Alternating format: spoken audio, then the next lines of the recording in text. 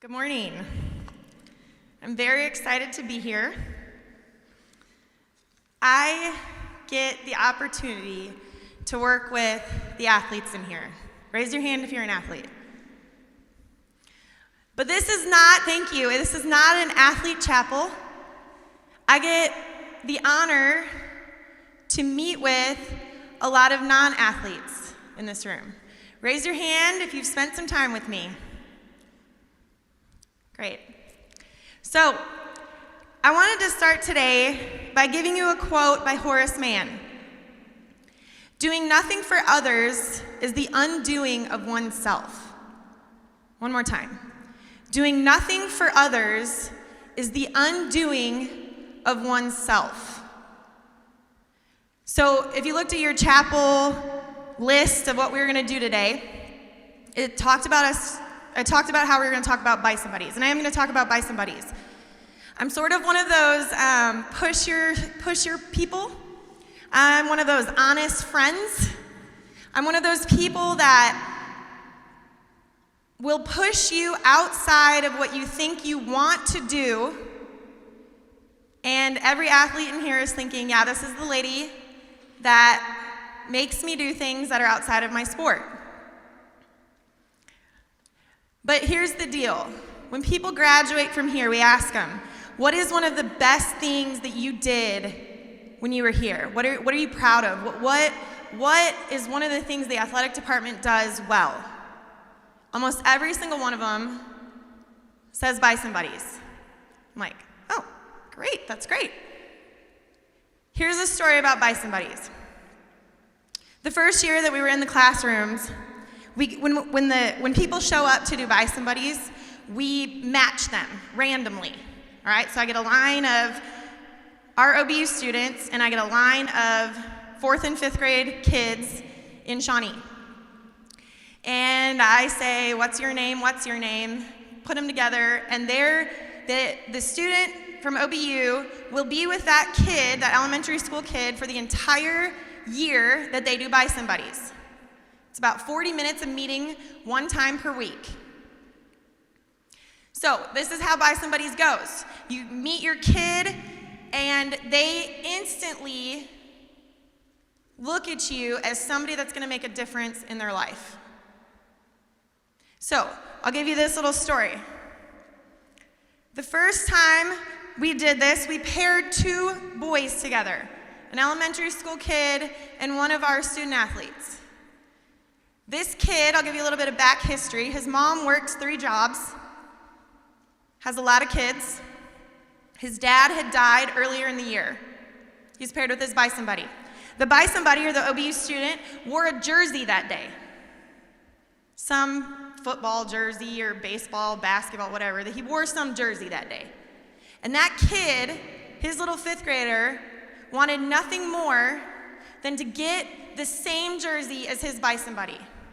So he went home to his mom, who is trying to make ends meet, doesn't have a dad anymore, goes home to his mom and says, I have to get this jersey. I have to. So mom is like, man, we can't afford this. And he's like, I'll do anything. So mom saves up, gets him the jersey. The kid, the elementary school kid, wears the jersey every week. Except his bison buddy, the OBU student, didn't come. He didn't come for 1 week. He didn't come for 2 weeks. He didn't come for 3 weeks. And then somebody tells me the story, and I'm like, oh, I'm going to find this kid. So I go find the kid, and I say, you have to go. You can't miss. You've got to be there for this little kid that looks to you in a situation, not as his dad, but as somebody that cares or doesn't care. And you're going to make an impact, whatever you do, you're going to make an impact on his life. So show up. Just show up. 40 minutes a week. That's all I'm asking. Show up. Thankfully, our OBU student got his heart pierced a little bit by a mean little volleyball coach, but he showed up. He showed up every week after that. And he wore his jersey. They both wore their jerseys together every week. And he made an impact. He touched that little boy's heart and gave him another chance. when he was broken. I could go on with story after story. I got another story about a Rubik's Cube. We have a little boy, 4th grader. He wanted to solve a Rubik's Cube. That was his goal. I just want to solve a Rubik's Cube. So his bison buddy went out, bought 2 Rubik's Cubes, one for him, one for her, and they worked to solve the Rubik's Cube together. He was the oldest of 6 kids. He was only 9. Oldest of 6 kids. And he wasn't getting the same attention at home as he might have needed. So his time with his bison buddy was one of the most important times in his week. Who knew 40 minutes could change his little world? His family ended up moving at the end of the semester, and he didn't want to leave. Part of the reason he didn't want to leave was because of that connection that he had with his bison buddy. 40 minutes a week, a random person that stepped into his life and cared about him intentionally and was present for 40 minutes a week. We have another story we have a 5th grader right now that just moved into the district, and he cannot read. 5th grade, cannot read. So his bison buddy, I told his bison buddy, I said, man, this kid loves football, baseball, basketball, running, track. He is an athlete. And his teacher might not make that big of an impact. She will. But you can make the fastest impact to teach this kid how to read. And what is our OBU student doing? He is trying in his 40 minutes a week to make a difference. He cares. I don't think he showed up thinking that that my job was going to be able to teach this 5th grader how to read. We never know our jobs. We never know what we're designed to do. I'm going to read you this verse. 1 Peter 4:10 and 11. Each of you should use whatever gift you have received to serve others as faithful stewards of God's grace in its various forms. You all have gifts. One of the things that I talk to my team about, Avery said I coach volleyball, I do. One of the things I talk to my team about is that each person is different, and that's good. Not everybody is going to be our star player, and I don't want everybody to be our star player. But each person has some sort of gift that they can give to our team, to our community. Something that they can use to make change. Horace Mann has this other crazy quote. He says, "Be ashamed to die until you have won some victory for humanity." So we look at our lives right now, and I wrote this down, and there's like all kinds of statistics out there about how much time you spend on your device, and you're like, oh my gosh, somebody that's going to talk to me again about how much time I spend on my device or screen time or whatever. So here's the average. You spend about 94.6 minutes texting, about 3 hours and 43 minutes on your phone on average on a day, about 7 hours plus of screen time. Now I know some of that you have to do for your classwork, right? But we're looking at an average goldfish has an attention span of 8 seconds. Humans have decreased now to 7 seconds. We have less of an attention span than goldfish. We check our phone over 58 times a day. So I did some numbers. I actually did these numbers because I think it's important to spend time with my volleyball girls in the gym working on something that they want to get better at, right? So I require them to come in for about 2 times 20 minutes a week, right? I asked for their 20 minutes. Did you know, and I did this based off of a 7-day week, 16 hours a day. I assume you sleep for 8 hours.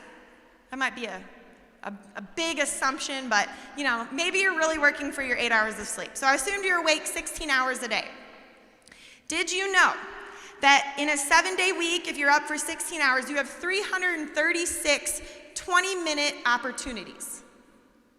336 to spend 20 minutes doing something, which is 224 40-minute opportunities, or 112 60-minute opportunities in a week.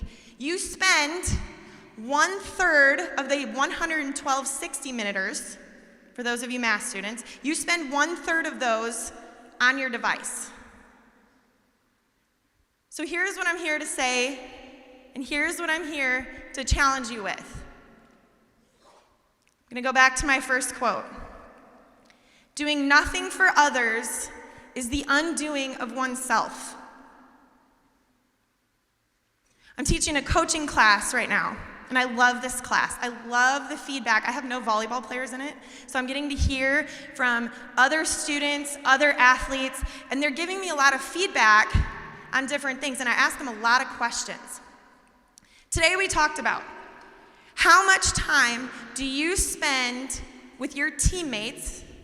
If you don't have teammates, how much time do you spend with other people trying to help them improve at something that they want to improve at? How much better, how much are you pouring into someone else's life? If you're really thinking about yourself, and I use the pitcher and a batter as an example. Everybody watch the World Series in here? It was very exciting. Did you know that one of the umpires is a local to Shawnee? Okay, he lives in Bethel. Okay, pretty cool, right? I think that's a pretty neat thing. If you did not know, he's one of the umpires in the World Series, right? In the World Series, there was a pitcher that was, when he would pitch a certain type of pitch, the batters had picked up on it, and they were just teeing off on it. They're just, boom, just hitting bombs off of this guy. So I use this example. What if one of our best batters chose a pitcher to go in and work with? And when that batter would just tee off on that pitcher, could he tell him, I can tell when you're going to throw the slider because you do this? Is he being mean? No. But he could really make a difference in that pitcher, and all of a sudden, the team is better. So let's go ahead and look at Shawnee. All right? We all spend a lot of time here in our lives worried about ourselves, and we do. Until you become parents, I feel like you get that you get a little bit more selfish time, or maybe a lot more selfish time. All right? But what if we looked around at Shawnee and we actually noticed? What if we looked around at OBU, at other people at OBU, instead of just the people in our circles? And here's the deal. I work with athletes, and we also do a home group where we have no athletes. So I get to hear a divisional response from both groups. And I'm looking at a group of people here, and you all can look back at me and say, I know there's a division between athletes and regular students. We're different. But are we? Are we really that much different? You know, it's been said that about 1/3 of the OBU population is truly following the Lord, has had heart change, actual heart change. Okay, it's real easy to come to an OBU and say you're a Christian, maybe because you feel like you have to, maybe because it's comfortable, maybe because you're in chapel on Wednesday. But that doesn't mean that you have experienced heart change, that you truly want to follow the Lord.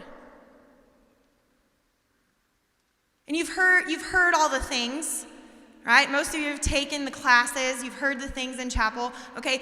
But have you experienced heart change? Do you experience true joy? Because you know what? We spend a lot of time worrying about ourselves. I do too. And I have to bounce out of that. I have to really stay on myself to not just worry about myself and my things. And when you're not forced to worry about your husband and your 5-year-old that just wants to sleep with you because he sleeps better, when you're really forced to think about somebody else, do you do it? Do you spend time outside of your friend group? His name is Tim, he's in our home group, and he had a very insightful thing to say at our last meeting. He said, We all need a Paul, and we all need a Timothy. Some of you may really understand that, okay? Paul was transformed, great leader for the Lord. He became a mentor to so many people. Great mentor. Loved the Lord and fed so many people, so many cultures, made change for our Lord. And then he had Timothy, and Timothy followed Paul and was mentored by Paul. I call them mentees. Timothy was his mentee. So I'm looking at you here and I'm asking, do you have a Paul? Do you have a mentor? Do you have somebody pouring into you? That's important. It's so important to have somebody that's going to pour into your life. You need to find that person. It might be, and it might not be one of your friends. It might be somebody outside that is going to challenge you, that's going to push you to show up at Horace Mann Elementary School every week, and when you're not there, she's going to ask you, where were you? Why weren't you here? You need one of those. Because you need somebody that believes more in you, that believes that you can be more than you think you can be right now. You need that person. I need that person. So if you don't have one, you need to find one. And if you're quiet and shy, it doesn't matter. You can find another quiet and shy that wants to pour into you. Maybe not as pushy as me, but somebody that'll sure push you outside of your box. And not just push you outside of your box so that just you grow, but so that you can have a major impact. Because, this is weird, but Horace Mann, I feel like this is true. Be ashamed to die until you have won some victory for humanity. We all have that ability. In 1 Peter, it talks about using your gifts. Use them. If you're quiet, that's great. If you're a connector and you feel like you always got a guy that's going to help you out or help somebody else out, that's great. But you have a gift. Some of you are great at math. Some of you are great with words. Some of you understand the Bible so well. Are you using that to transform other lives, or are you using the knowledge that you have? Is it for the sake of knowledge and knowing it, or is it for transforming lives? There's so many questions that I could ask you, and you need somebody that's going to push you outside to use your gifts. That's one part of it, but you need some Timothys. You need somebody that you can pour into. Buy Somebody's is an amazing way that we get our student athletes to be able to pour into the lives of others. Again, when they show up, they have no idea. They have no idea what they're getting themselves into and how important they're going to become in a 4th or 5th grader's life. They really don't know how important they are. There was a 4th grade class that their teachers had planned a field trip on a Monday, which is Buy Somebody Day. And the kids got together and said, we don't want to go. We do not want to go on our field trip and miss school because we do not want to miss our opportunity to be with our Buy Somebody. That one-on-one pouring in. Who do you have that you are pouring into? And you can look around and you can say, well, I have my friends. But what about the other people at OBU that might need you? Do you look at somebody else at OBU and say, oh, they're outside my group? Because you know what? That's what creates our divisional line. That's what creates athletes and normal students. That shouldn't be a thing. Because if we all cared about each other, we'd be there for each other. And I'm talking as much to the athletes as I am to the non-athletes. Get out of your circle and make a difference. Man, Shawnee, I don't know how many of you have driven around Shawnee. I love Shawnee. I have a heart, such a heart for Shawnee. I love this place. But there are a lot of people that do not have what you have sitting in this room and will never see it. You know, we do a career day question with the Buy Somebodies.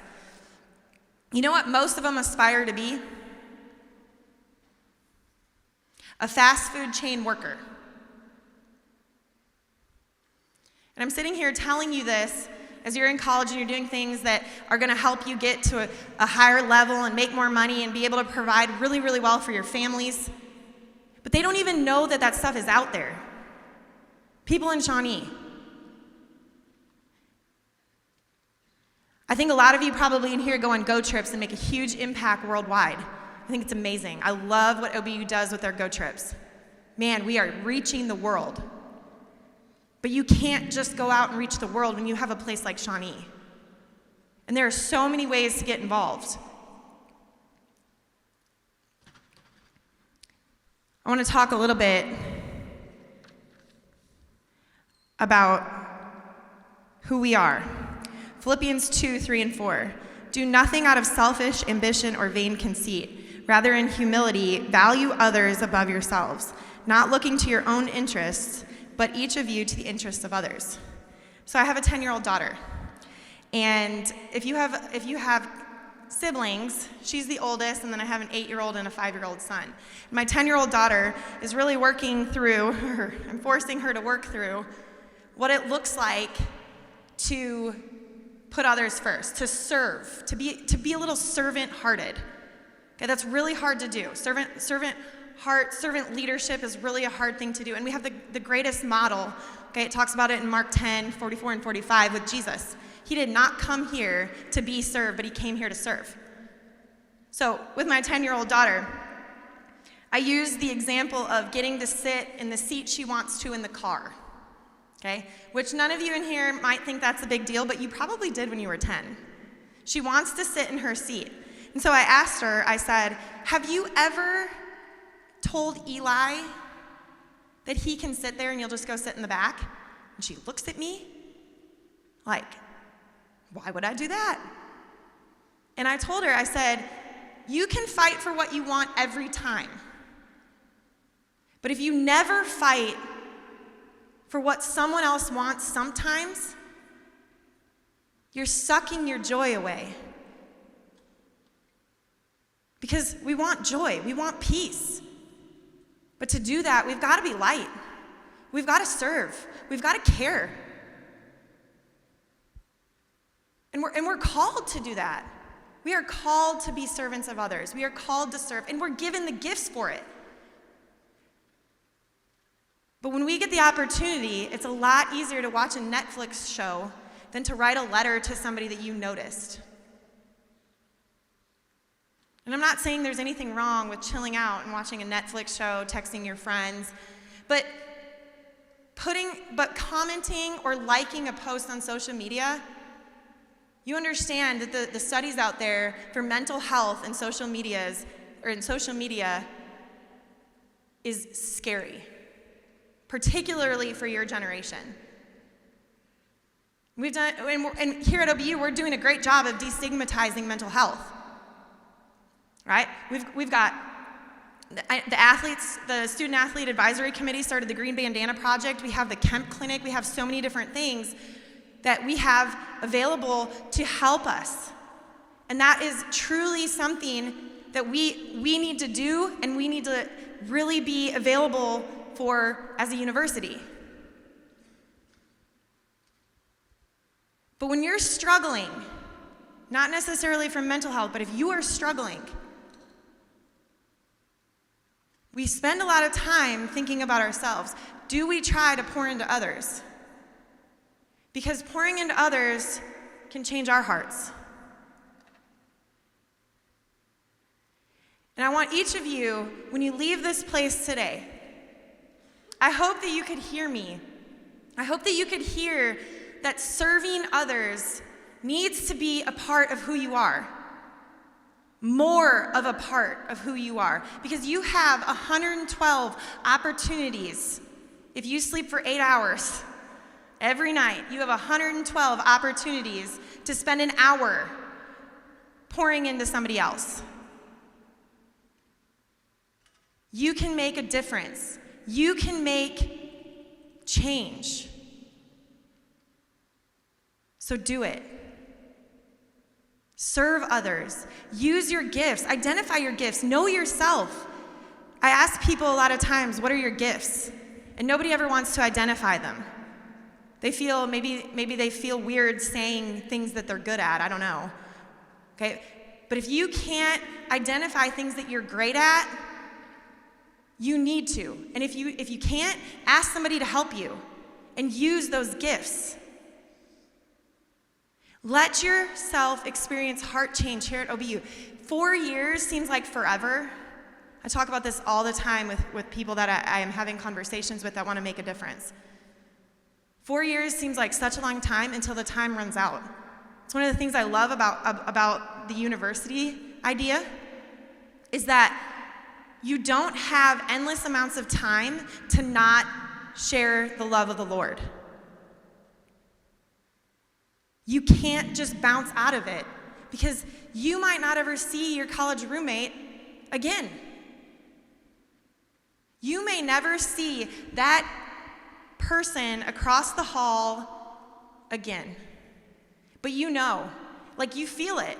I know you feel it. You feel that you should say something, you should share something, you should care. But do you?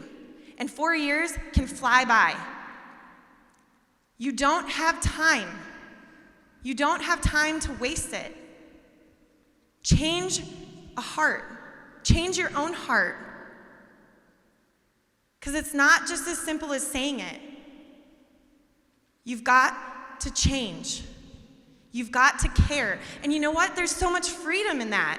There's freedom in following the Lord. And I think a lot of people think about the legalistic aspects of it. Well, I have to do this if I'm a Christian. I have to do this if I'm a Christian. I have to do this. But there's freedom. There's freedom in the statutes. And Psalm 119 is all about that. If you haven't read Psalm 119, read it and see if you can really understand how much freedom there is in serving the Lord. How much joy, how much peace. And part of that is in serving others, because that's what we're called to do.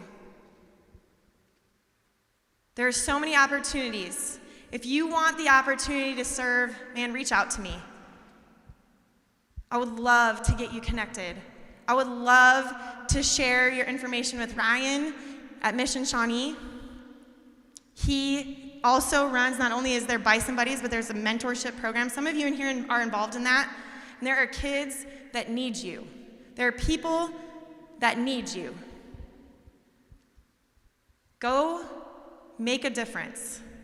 Connect, be present, and love other people. Thank you for having me.